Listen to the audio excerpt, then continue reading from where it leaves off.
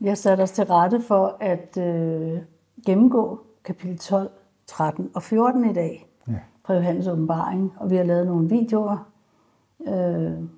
de tidligere dage og det tidligere stykke tid. Og nu skal vi altså i gang med denne her. Det er meget spændende, fordi vi har gennemgået sejlene, vi har gennemgået basunerne og 2 af vejerne. Og nu er vi så i gang med ligesom et helt kapitel for sig selv. Kapitel 12, som handler om den her kvinde, som jeg altid har undret mig meget over, hvem det var. Og vi kan lige sige her, at vi har vores historiske syn på hele åbenbaringsbogen. Så hvis I er nye her, så er det måske en ny måde at se det på, men vi ser det i sådan et historisk perspektiv. Ja. Og det vil sige, at de første 11 kapitler er sådan set overstået her, hvor vi kommer til kapitel 12, som har sin egen historie. Yes. Se vores foregående videoer. Yes, jeg læser fra vers 1. Og et stort tegn viste sig på himlen. En kvinde klædt i solen med månen under sine fødder, og med en krone af 12 stjerner på sit hoved. Hun skulle føde, og hun skreg af smerte i sin fødselsvæger. Og der viste sig et andet tegn på himlen. En stor ildrød drage med 7 hoveder og 10 horn og 7 kroner på sine hoveder. Dens hale fejede en tredjedel af himlens stjerner bort og styrtede dem ned til jorden. Yes. Ja, vi ser her med det samme kvinden med de 12 stjerner. Og kvinden er jo et billede på Guds folk og på israelitterne, og de 12 stjerner repræsenterer selvfølgelig de 12 stammer af Israel. Og dragen, som bliver styrtet ned her, det er Satan, som vi skal høre meget mere om. Ja. Jeg læser videre, at dragen stillede sig for en kvinde, der skulle føde for at sluge hendes barn, så snart hun fødte. Og hun fødte en søn, en dreng, som skal vogte alle folkeslagene med et jernscepter. Og hendes barn blev bortrykket til Gud og hans trone. Men kvinden flygtede ud i ørkenen. Der har hun et sted, som Gud har gjort rede til hende. For at hun kan få sin føde der i 1260 dage. Det er noget, man vender tilbage til hele tiden, det der. Det er meget spændende med de 1260 dage, fordi vi har jo, som vi har forklaret i andre videoer, så er de 1260 dage profetisk i Bibelen, så betyder en dag et år. Så når der står 1260 dage, så er det 1260 år, tænker vi. Så vi snakker stadigvæk om kvinden her, og Satan står klar for at sluge hendes barn, og kvinden, det er det her Guds folk, og det er også et billede på, at Jesus barnet bliver født, og kejser Herodes, han står klar til at slå barnet ihjel, så snart det bliver født. Så der er mange forskellige beskeder af den her åbenbaringsbogen 12. Men vi ser de 1260 dage, og der har vi jo set i kapitel 11, at vi også har noget med de 1260 dage. Og her der tænker vi, at de 1260 dage, de starter sådan set i 722. Det er der, hvor at Gud skiller sig fra sit folk, og israelitterne bliver overtaget af assyrerne, fremmede magt, som kommer ind og spreder dem for alle vinde. Der har de været slemme. Der var Gud vred. Der kunne han ikke mere. Der gad han ikke mere. Ja, det er rigtigt.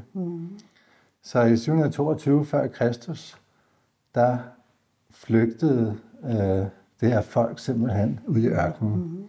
Og det er en reference til, at de 10 stammer, de er ikke forsvundet i virkeligheden. De er rejst op igennem Europa, forbi det Kaspiske hav og Sortehavet, op til de europæiske lande, som vi kender dem i dag, og hele vejen igennem Middelhavet, til landene omkring Middelhavet, op langs Frankrigs kyst og Irland, og den vej op. Hvor skulle de egentlig også ellers tage hen? Altså, de kunne ikke begynde på alle mulige andre kontinenter eller noget. Nej. Det var meget nærliggende, ikke? Det var der, det tog hen, det er rigtigt. Så ørkenen her, det kan være et tegn på, at de faktisk er kommet væk fra Gud, og der er ikke nogen kirke, og man kan sige, at ånden på en måde har forladt dem. Så de her 1260 år, de strækker sig sådan set frem til år 538 efter Kristus. Og der var en katolsk kejser, der hed Justinian, som egentlig installerede paven, eller gav ham, paven havde været der før, men sådan egentlig gav ham det officielle magt over religiøse forhold. Så det gik lige præcis 1260 år i den periode. Så det tænker vi, at den ørken, som kvinden er ude i her, det er simpelthen de israelitter, som bor der væk fra Gud. Spændende. Vi skal læse videre fra vers 7, og der blev krig i himlen. Mikael og hans engle gik i krig med dragen, og dragen og dens engle tog kampen op, men kunne ikke stå sig, og de havde ikke længere deres plads i himlen. Den blev styrtet, den store drage, den gamle slange, som hedder Djævlen og Satan, og som forfører hele verden, styrtet til jorden, og dens engle blev styrtet ned sammen med den. Og jeg hørte en høj røst i himlen sige, nu er frelsen og magten og riget vor Guds, og herredømmet hans salvedes, for vores brødres anklager er styrtet. Han, som anklagede dag og nat dem ind for Gud. De har besejret ham ved lammets blod og ved deres vidnesbyrds ord. De havde ikke livet forkert til at gå i døden.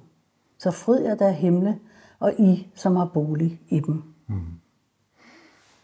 Og det er meget spændende, fordi hvis vi tager det lidt sådan i rækkefølge her, som det står, så som jeg sagde før, så tænker vi, at vi er nået frem der til omkring 500-tallet. Så der er mange, der har tænkt mange andre ting om lige præcis det her vers, men vi det har fået... Det er utælleligt, hvor mange bud der er på det her. Det er det virkelig. Ja. Altså vi har fået den overbevisning, at tusindårsriget har været her fra cirka år 500 til 1500 i det, som man kalder middelalderen perioden. Og hvis man ser det i det lys, så kan man ligesom se her, at Satan, han bliver ligesom bundet, kan man sige, som vi ser senere. Han kan ikke operere så meget. Han har ikke kraft til at få magten over det her folk, Guds folk. Så han er sådan set låst lidt væk i 1000 år. Himlen er ofte et billede på magtstrukturer, så det kan også betyde en kamp mellem Guds folk og Satan og hans dæmoner. Vi ser også her i det her vers, at dragen, den gamle slange, djævlen og Satan, det er faktisk det samme. Der er mange navne for det, var. Det er vildt. Det er vildt, ikke? Men det bliver ligesom nævnt i en sætning, som om, at det er den samme entitet, kan man sige. Måske et folk. Og vi skal også senere se, hvordan det her hele folk i virkeligheden, det er et folk, som ikke har noget med Gud at gøre, som Gud ikke har nogen interesse i. Altså nogen, der følger Satan. Ja. Nemlig. Skal jeg læse videre der? Ja. Men ved over jorden og havet, for djævlen er kommet ned til jer med stort raseri, fordi han ved, at hans tid er kort. Da dragen så styrtet ned til jorden, forfulgte den kvinde, der havde født drengen. Det er noget af en, kan man tillade sig at sige, røverhistorien. Det er meget det hele vildt. Lige præcis. Ja. Og vi kan jo ligesom se nogle af de ting, der står i hans tid er kort. Det får os til at tænke på i kapitel 20, hvor der står om det her tusindårsrige, som vi kommer tilbage til meget senere. Men djævlen er kommet ned til jer, så altså, djævlen bliver sluppet løs igen efter de 1000 år. Og så er det, at han begynder at forfølge kvinden igen, som er det her Guds folk. Og har vi sagt sådan nogenlunde, hvornår det er omkring 1500 eller? Ja, altså den stil, det også på. Det virker som om, det passer godt med, at tusindårsriget passer der omkring. Og hvor Bibelen blev frigivet og alt det der. Der skete mange ting lige der nemlig. I starten, som vi også har set i kapitel 10 med den lille bog, der bliver kommet ud til hele folket der i kapitel 10, som også er faktisk samtidig med, at djævlen bliver sluppet løs på jorden. Meget spændende. Der er meget at studere her for dem, der er interesseret. Og det er jo kun dem, vi taler til. Det er dem, der også er søgende, ligesom os. Det er præcis. Vers 14. Men kvinden fik givet den store ørns 2 vinger, så hun kunne flyve ud i ørkenen til sit sted. Der fik hun sin føde 1 tid og 2 tider, og en halv tid i sikkerhed for slangen. Det er det samme igen, ikke?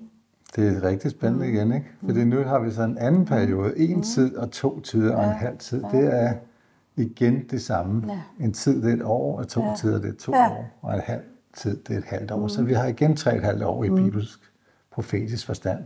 Så det er også 1260 år. Så nu kommer der faktisk en ny 1260 års periode, og den starter i 538, som vi snakkede om før, hvor den anden periode sluttede. Og det passer også med de perioder, som har lige præcis den samme længde og de samme år i kapitel 11. Og vi skal senere se også i kapitel 13.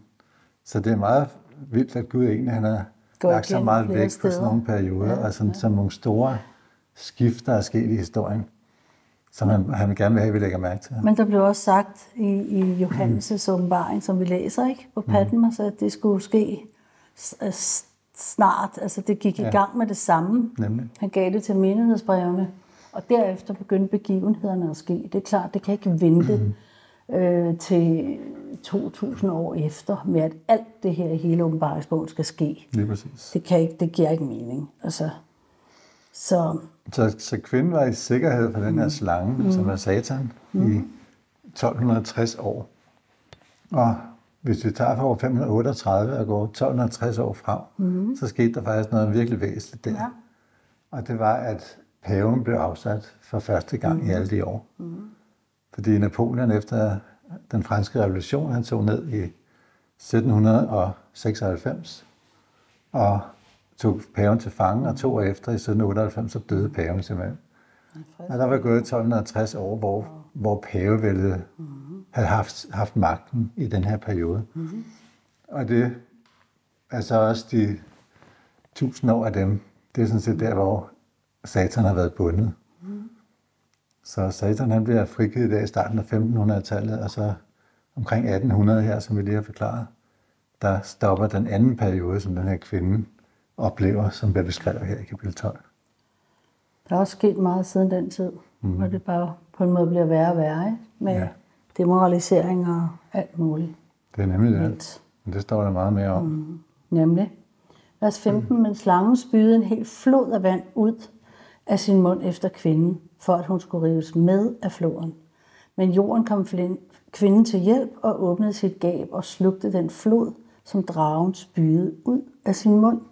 Og dragen rasede mod kvinden og gik hen for at føre krig mod hendes øvrige børn, som holder fast ved Guds bud og ved Jesu vidnesbyrd. Den stillede sig på havets bred. Ja. Så nu får vi en dybere forklaring af den korte tid, som Satan er sluppet løs. Og den er ikke så kort endda, men det er jo i Bibels forstand. Også fordi i Bibels forstand en time, det betyder sådan set bare en periode. Det er ikke det samme forståelse, vi har i dag. Så en tid, det kan være kort tid. For Gud kan det være mange år. Men vi ser her, at havet, altså det er en reference til menneskemængder, som vi har sagt mange gange før. Så slangen, den spyder, altså den her hele flod af vand. Og det kan man se som et billede på verdens ånd, eller hvad skal man kalde det, på en antikristelig forståelse af alting, som bliver kastet efter det her folk fra omkring 1800 og helt frem til i dag faktisk, hvor vi stadigvæk er i den her fase af Satan og sluppet løs. Det kommer vi meget mere tilbage til. Ja. Så iler vi videre til kapitel 13. Og det er igen sådan en profeti for sig selv faktisk i virkeligheden, ikke? Altså, som også er lidt spændende. Og jeg så et dyr stige op af havet. Det havde 10 horn og 7 hoveder, og på sine horn 10 kroner, og på sine hoveder Guds bespottelige navne. Det dyr, jeg så, lignede en panter. Dets fødder var som en bjørns, og dens mund var som en løves mund. Og dragen gav det sin magt, og sin trone, og stor styrke. Wow. Så kommer der et dyr op af havet. Menneskehavet. Ja, nemlig. Det vokser frem. Og vi ser, at det er den samme Satan, som vi lige har set i kapitel 12, med de 7 hoveder og de 10 horn. Ja. Og senere i kapitel 17, så får vi så at vide, hvad de her 7 eller 7 hoveder egentlig er for noget. Men hovederne er ligesom et billede på riger eller imperier, som har regeret ind over Guds folk. Ja. Så vi kan lige læse lidt videre, så kan vi komme tilbage til det. Et af dets hoveder var som dødeligt såret, men dets banesår blev lægt. Hele jorden fulgte dyret med undren og tilbad dragen, der havde givet dyret magten. Og de tilbad dyret og sagde, hvem er dyrets ligemand, og hvem kan gå i krig imod det? Og det fik givet en mund, der talte store bespottelige ord. Det fik givet magt til at gøre det i 42 måneder. Der har vi det igen. Det åbnede munden til bespottelser mod Gud, Det spottede hans navn og hans bolig og dem, der har bolig i himlen. Det fik givet magt til at føre krig mod de hellige og besejre dem. Og det fik givet magt over hver stamme og folk, tungemål og folkeslag. Og alle, der bor på jorden, vil tilbede det. Enhver, hvis navn ikke fra verden blev grundlagt, står skrevet i livets bog. Det slagtede lams bog. Har nogen ører, skal han høre. Skal nogen i fangenskab, kommer han i fangenskab. Skal nogen falde for sværdet, falder han for sværdet. Her kræves der udholdenhed og tro af de hellige. Ja. Yes. Så her beskrives det første dyr. Ja. Og vi ser igen her en periode på 42 måneder. Ja. Og 42 måneder, det er faktisk 1260. det er 3,5 år, som er 1260 dage. Nemlig. Og det er selvfølgelig fordi i Bibels forstand, så er et år 360 dage, og en måned er 30 dage. Så her ser vi altså igen en periode på 1260 år. Og de her dyr her, som jeg sagde før, repræsenterer de riger, som er hersket over Guds folk. Og det er meget sjovt, det er den samme periode, som vi lige har set i kapitel 12. Ja. 1260 år med samme start og samme sluttidspunkt. Så det er faktisk virkelig besynderligt, når man ligesom ser, at de her perioder faktisk er den samme periode, der bliver refereret til, men der sker forskellige ting. Ja. Det er ligesom, hvad syn ser man ind i den periode på. Så her har vi så et helt andet syn nu. Nu er det ikke ligesom kvinden, som var ude i ørkenen, som vi så før, i den samme periode, men nu handler det ligesom om, hvem har egentlig regeret over Guds folk igennem de samme 1260 år. Og hvis vi går tilbage i Gamle Testament og historien, så ved vi jo, at de riger, som indtog Guds folk i Gamle Testament, det var først assyrerne, og så er det babylonerne, og så er det Medo-Persien, og grækerne derefter, og så Romerriget, som havde magten på Jesu tid. Så det var 5. Det er de 5 riger. Det står også i Daniel i kapitel 7. Så nu har vi ligesom fået at vide, hvem de 5 hoveder er, og det er så langt, som vi får at vide nu. Men der er 7 hoveder i alt. Så skal vi videre, så kommer der det andet dyr. Ja. Og det er ikke oppe i havet, det er oppe i jorden. Ja. Jeg så et andet dyr komme op af jorden. Det havde 2 horn som et lam, men talte som en drage. Det udøver hele det første dyrs magt for dets øjne, og det får jorden og dem, der bor på den, til at tilbede det første dyr. Det hvis banesår blev lægt. Det gør store tegn, så det er endnu for ild til at falde ned fra himlen på jorden for øjnene af menneskene. Det forfører dem, der bor på jorden, med de tegn, som det har fået givet at gøre for dyrets øjne, og siger til dem, der bor på jorden, at de skal lave et billede af dyret, der fik sværhugget og kom til live. Og det fik givet at blæse livsårene i dyrets billede, så dyrets billede også kunne tale, og få alle dem dræbt, der ikke vil tilbede dyrets billede. Det får alle store og små, rige og fattige, frie og trælle, til at sætte et mærke på deres højre hånd eller deres pande, så ingen kan købe eller sælge undtagen den, der bærer dets mærke, dyrets navn eller dets tal. Her kræves der visdom. Den, der har forstand, må regne på dyrets tal, for det er et mennesketal. Dets tal er 666. Det er meget, meget brugt. Her er meget at sige. Det tal, ja, det er der godt nok. Men vi kan måske starte med at sige, at det, der ikke står her, det er, at der står ikke, hvor lang tid det her dyr, det regerer. Men det kan vi faktisk se i Daniel 7, hvor der omtales det samme dyr, og det har også magten i 1260 år. Det har det simpelthen. Så det er det samme 1260 år fra 538 til 1798, som vi lige forklarede tidligere. Gud, han har styr på det. Ja, han gør det meget enkelt, ikke? Det er meget sjovt med Gud. Det behøver ikke være så besværligt. Det er meget nemt at forstå, fordi der er egentlig ikke så mange forskellige ting, han egentlig lægger vægt på. Han har en meget kort dagsorden, som er meget enkel og lige til. Ja. Hvis vi starter fra starten af her, så det her horn, ikke? Det har horn som et lam, men tale som en drage. Og det er jo, lammet er jo et billede på Jesus, så det er en kirke, som giver sig ud for at være Guds kirke og Jesu kirke. Men det taler som en drage, så det vil sige, at det er ikke den sande lærer, som kommer ud af den kirke. Og vi kan allerede afsløre nu, at det er den katolske kirke. det er meget interessant at se, at der står der med, at banesår blev lægt det ene sted, og det fik sværhugget og kom til live. Så det refererer sig til et rige, som er gået ned, og så har opstået igen. Fordi de her dyr og de her hoveder, det er riger. Eller imperier. Og det tænker mange, at det er Romerriget, som var det største rige tilbage i Daniels profetier. Det stærkeste rige. Men Romerriget faldt i 476 efter Kristus, som vi også snakker om i en anden video. Og så var Romerriget sådan set færdigt, men så nogle få år efter, i 538, så kom det østlige del af Romerriget og var ikke helt dødt alligevel, og så opstod den her katolske kirke faktisk ud af det. Så det her billede, det er et billede, der fører tilbage til riget før, og det riget før har givet magten videre til den katolske kirke. Så det tænker vi, det passer med de her ting, der står beskrevet her. Og det kan jo ikke være så meget endnu. Altså, det var jo kirken på den tid. Ja. Det var det jo. Altså, ja, det var det. Den organiserede, etablerede kirke, kan man sige. Ikke? Der var ikke protestantiske kirker, jo ikke kommet endnu. Nej, det er nemlig det. Så, yes. Så vi ser her, det er det samme periode, som i kapitel 11 og 12, frem til 1798.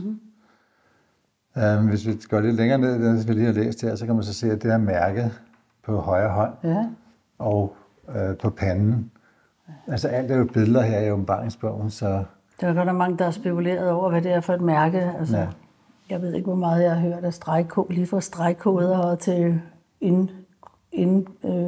hvad hedder sådan noget? Chips. Indopererede chips i huden, og der er mange spekulationer. Men altså, vi tror på, at det er måske mere en billedlig... Altså, hvad er det ene, der er vigtigt for Gud? Det er, hvem følger vi? Følger vi Gud, eller følger vi Satan? Så det kunne være, ligesom at hånden, den ligesom repræsenterer vores gerninger. Hvad er det, vi gør? Og panden, det repræsenterer vores mindset, vores overbevisninger, vores tro. Hvad sætter vi vores lid til? Hvad følger vi? Hvad tilbeder vi? Og den slags ting. Så i virkeligheden så er det måske bare et billede på, om vi følger Gud, eller vi følger Satan. Det var også på den tid, ikke? Altså det er jo den tids... Det står ind i en bestemt tid. Ja. Så det er ikke det mærke, der eventuelt kunne komme i denne her tid. Det er det. Og det er jo det, masser af mennesker, de frygter, hvad det er for noget, ikke? Det er meget. Og de ikke kan købe og sælge og alle mulige ting. Det kommer vi også til her. Det kan også sagtens være, at vi kommer i en situation, som har noget med det at gøre. Men det er dejligt, at man ligesom kan lokalisere det i en bestemt tid, ikke?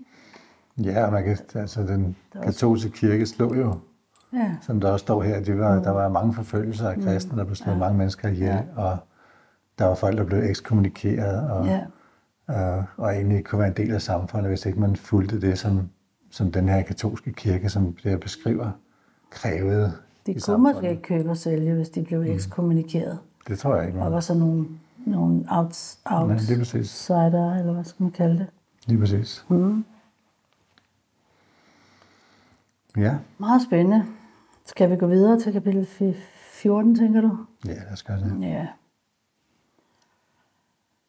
Så hvad kendetegner det? Altså nu, det har ligesom haft sit eget liv, det her, ikke også? Altså, jo, det har kapitel 14 sådan set også. Det har det også, ja. Godt, vi læser videre. Det er noget med det, der kommer det til at tale lidt om noget, der også var i kapitel 7, så vidt jeg husker, ikke? Præcis. Godt, jeg så se lammet stod på Sions bjerg, og hos det stod 144.000, som havde dets navn og dets fars navn skrevet på deres pande.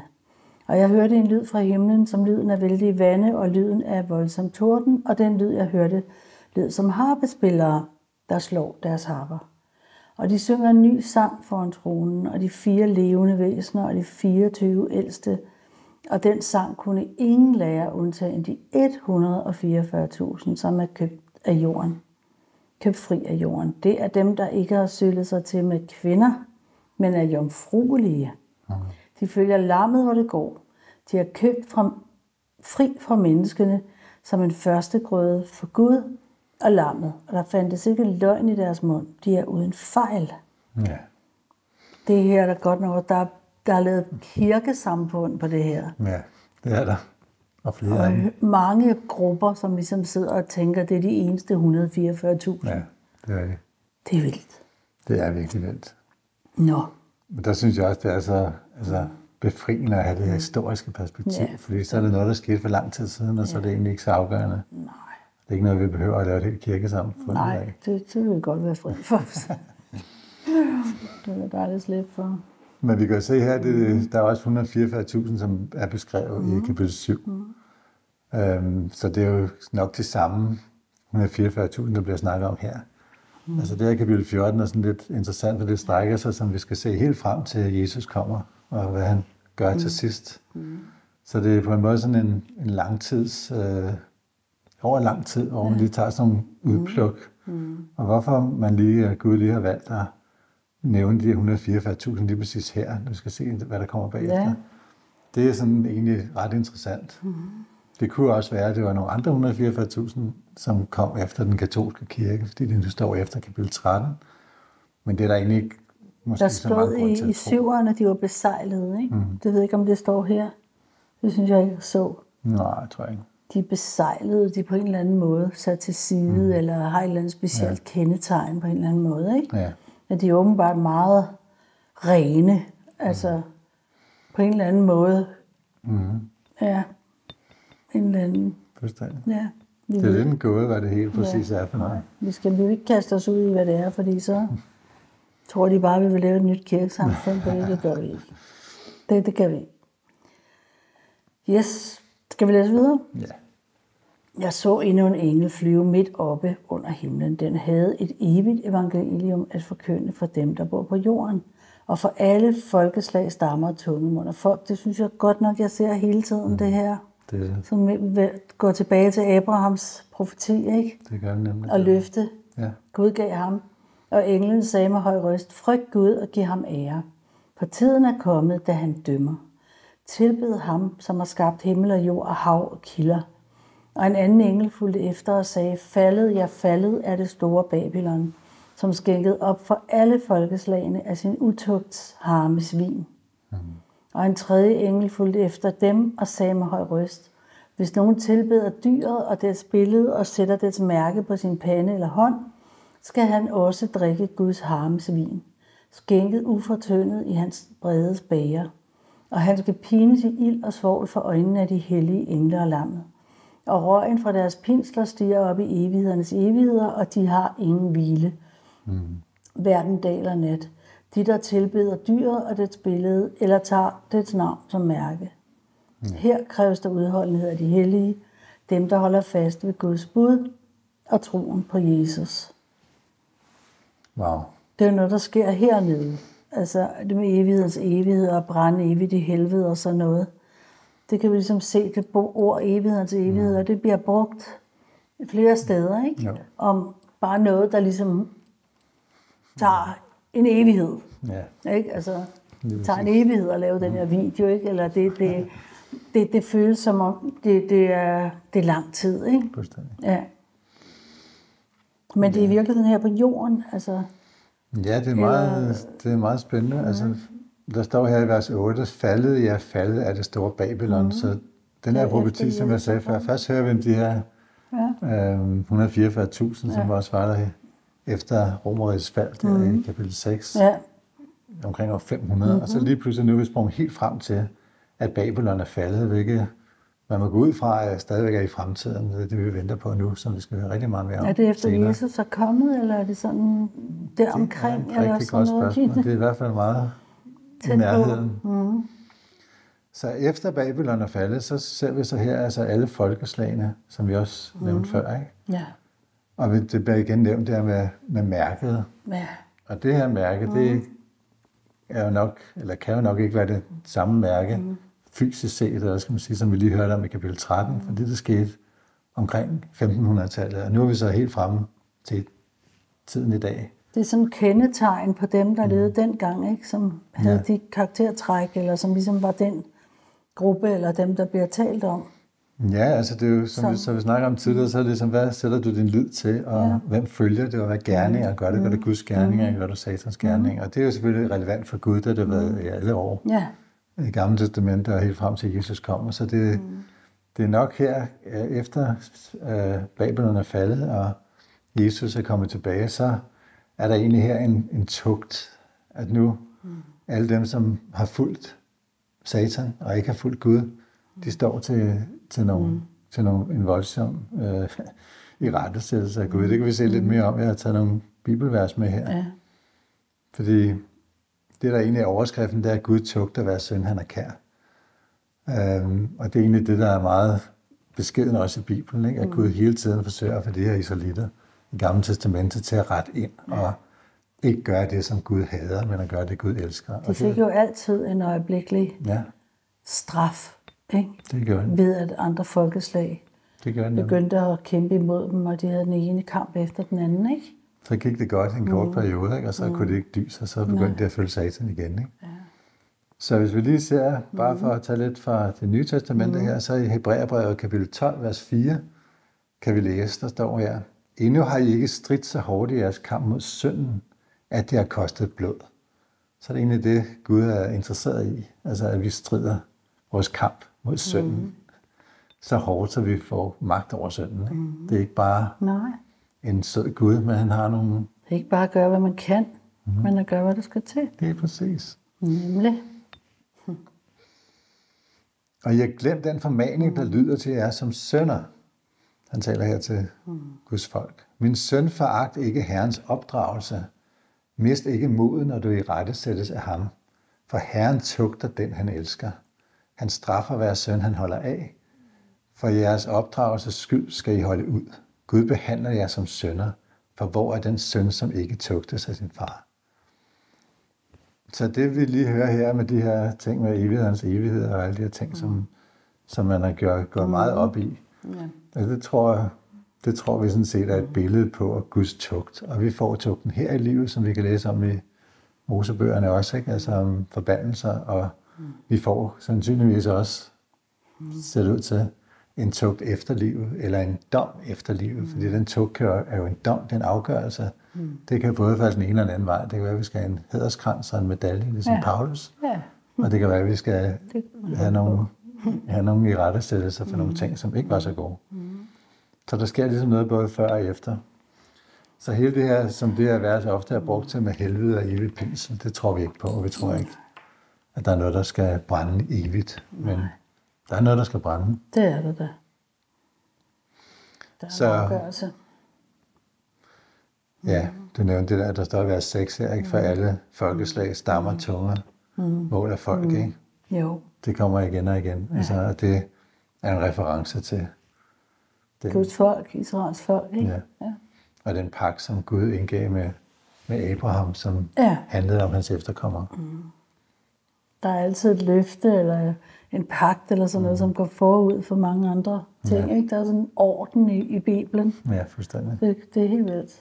Det er så spændende at læse. Det er vildt. Det er så dejligt. Ja, jeg læser videre. Og jeg hørte en røst fra himlen sige: Skriv, salige er de døde, som fra nu af dør i Herren. Jeg siger ånden, de skal hvile efter deres møje for deres gerning og følger dem. Ja. Det er fremtiden. Det er det. Der er ikke noget, der er ligegyldigt, vi gør. Nej, altså, det er det ikke.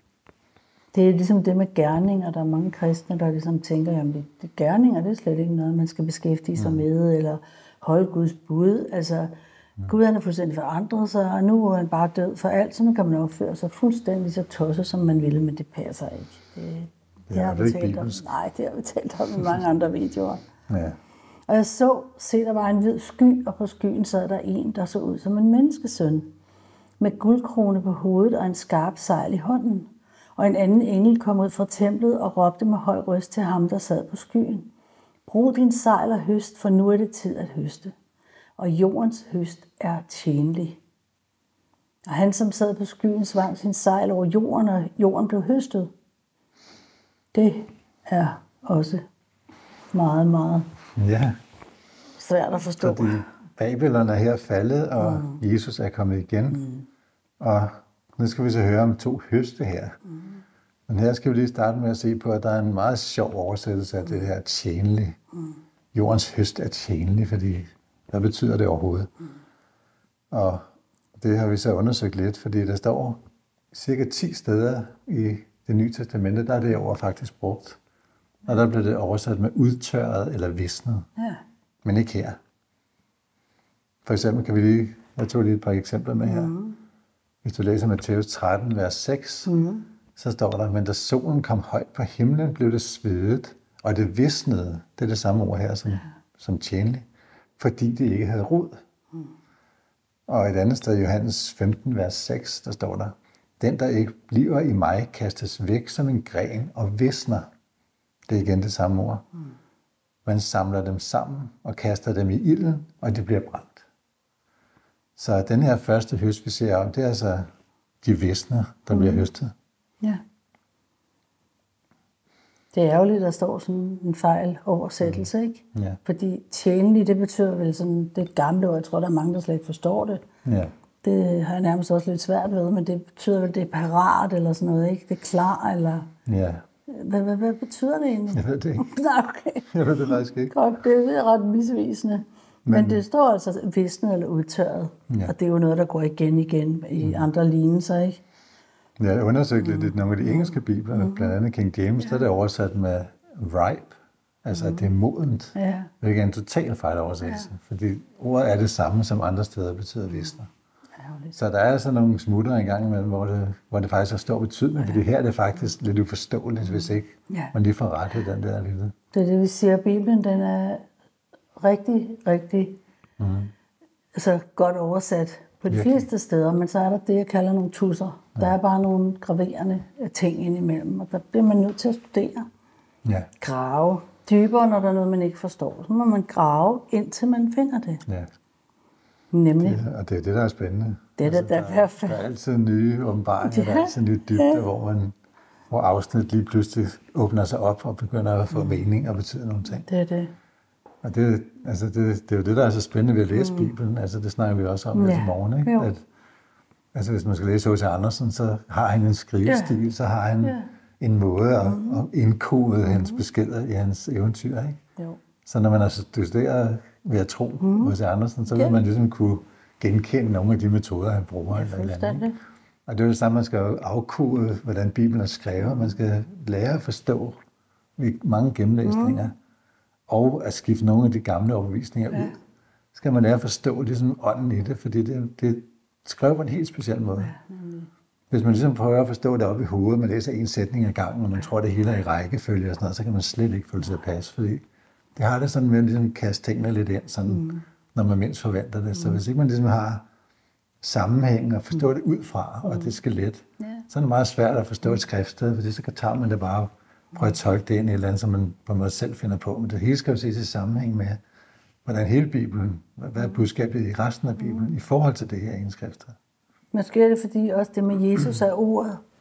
Altså, hvis man kender en person, så ved man også, hvordan den person udtrykker sig. Ja.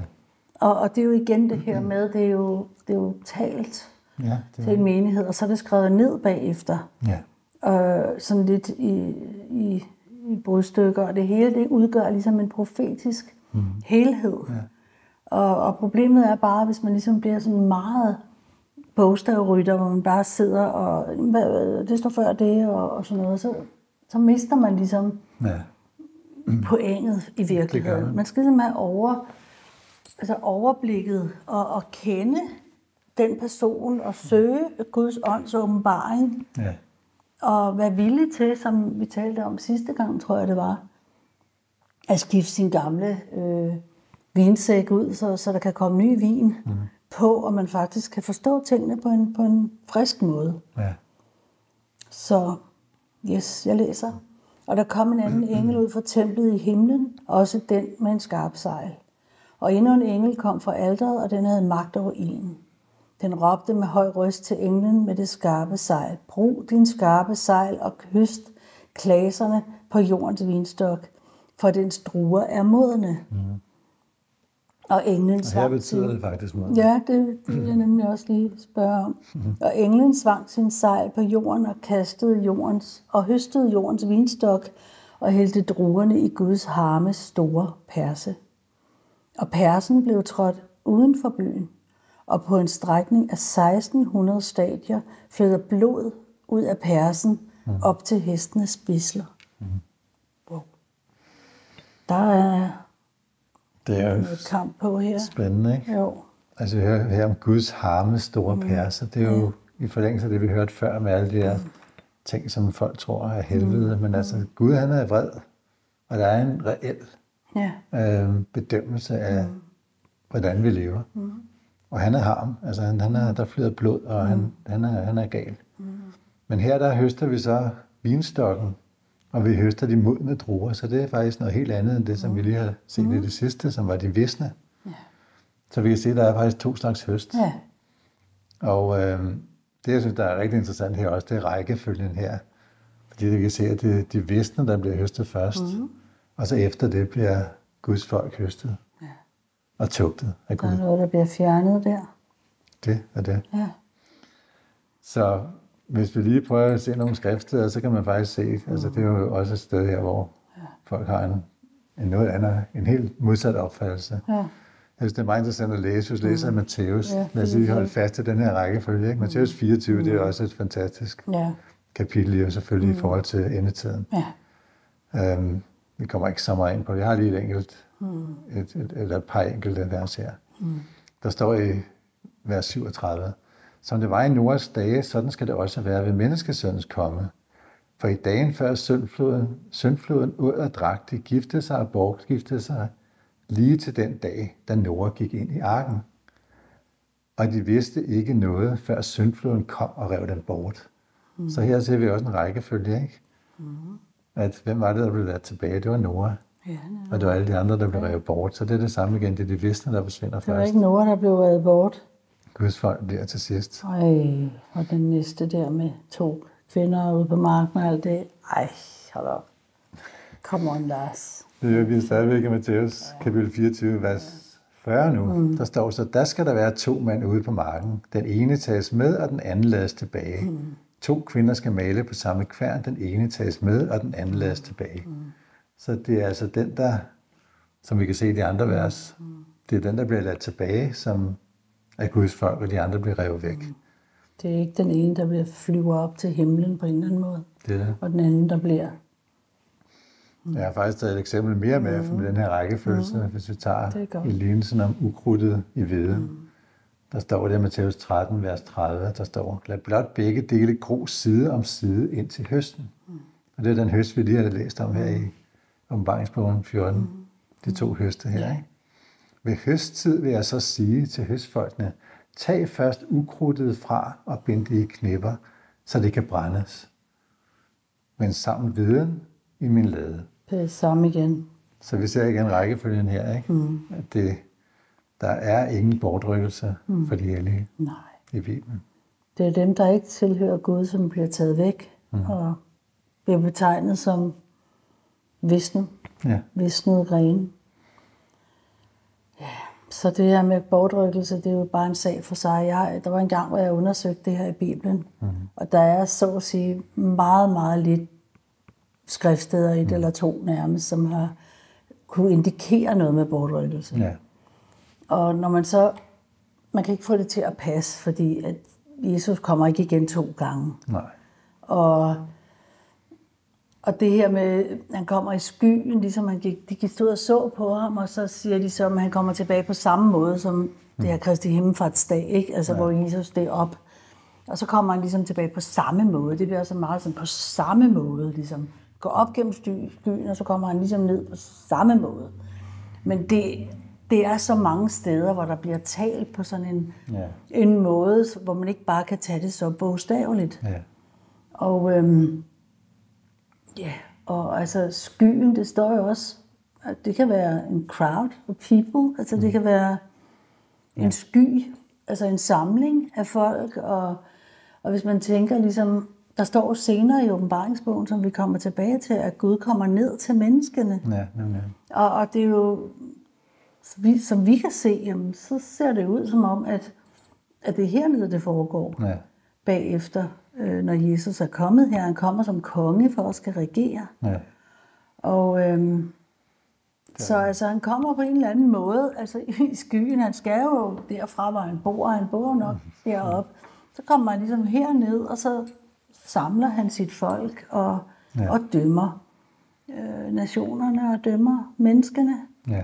Så nej, vi går ikke og venter på en bortrykkelse, hvor vi skal pludselig stå ud af vores tøj, eller vores bil kører i grøften, fordi vi bliver taget... Nej. Ham, der sidder ved rattet, eller hende, der sidder ved rattet, bliver taget væk, så den anden kører i grøften. Og der er lavet film over det her, der er tjent masser af penge på bøger og film på det her. Det er ikke... Vi kan ikke se det skriftmæssigt korrekt. Nej. Jesus kommer én gang, og der kommer han for at komme tilbage og sortere ud i den ondskab, som også helt specielt kommer til at udspille sig i den sidste tid. Det er der ingen tvivl om. Ja. Altså, der står, der har været mange antikrister, og det er en antikristelig tid, fordi Satan er sluppet løs her på jorden, og det er der jo ikke nogen, der kan være i tvivl om. Nej. Al den ondskab, der er, altså som om det var Gud, der var hernede, der havde skyld i alle de ting, det er det ikke. Vi så tallet lige før, 666. Ja. Altså, det kan man jo se Det er alle måder. menneskets tal, det er... Det bruger folk i dag som, til at promovere deres land. Netop. Det er ikke så skjult. Nej. Så må ikke vi bare skal afslutte med det denne her gang, og så vender vi tilbage og starter med kapitel 15. Nu vil jeg alligevel komme et godt stykke, og det er dejligt. Det går fremad. Godt. Kan I have det godt? Tak fordi I lyttede med. Ja, det er godt. Hej hej. Hej.